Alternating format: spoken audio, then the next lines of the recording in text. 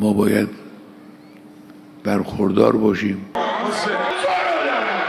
Kiongozi huyu mkuu wa Iran, Ayatollah Ali Khamenei, ameuliwa na Marekani baada ya miaka 36 ya kutawala mfululizo. Kwa zaidi ya miongo mitatu, alikuwa mtu mwenye kauli ya mwisho katika kila uamuzi mkuu wa taifa hilo. Ndani ya mfumo wa Jamhuri ya Kiislamu ya Iran, yeye ndiye aliyekuwa na mamlaka ya juu kabisa ya kisiasa na kidini, akijiona kama mlezi na mwakilishi wa Mungu hapa duniani. Aliingia madarakani mwaka wa 1989 kufuatia kifo cha Ayatollah Ruhollah Khomeini, mwanzilishi wa Jamhuri ya Kiislamu ya Iran. Tofauti na mtangulizi wake, Khamenei hakuonekana kama chaguo la kwanza la wengi. Hata hivyo, aliendeleza sera kali dhidi ya mataifa ya Magharibi na kuimarisha msimamo wa upinzani dhidi ya Marekani na washirika wake.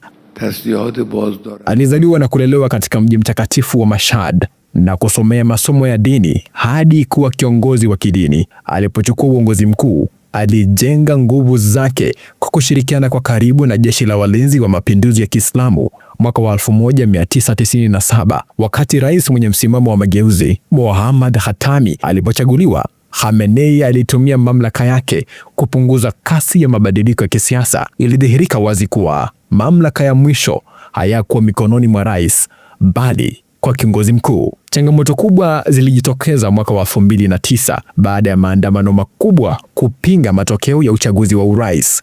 Waandamanaji walidai kuwa kulikuwa na udanganyifu. Serikali ilikabiliana nao kwa nguvu, jambo lililozua ukosoaji mkubwa kimataifa. Baadaye, vuguvugu la wanawake kupinga sheria ya lazima ya hijabu lilitikisa taifa hilo, likichochewa na kifo cha mwanamke aliyekuwa chini ya ulinzi wa maadili. Alilaumu mataifa ya kigeni, akiitaja Marekani na Israel kama wachochezi wakuu.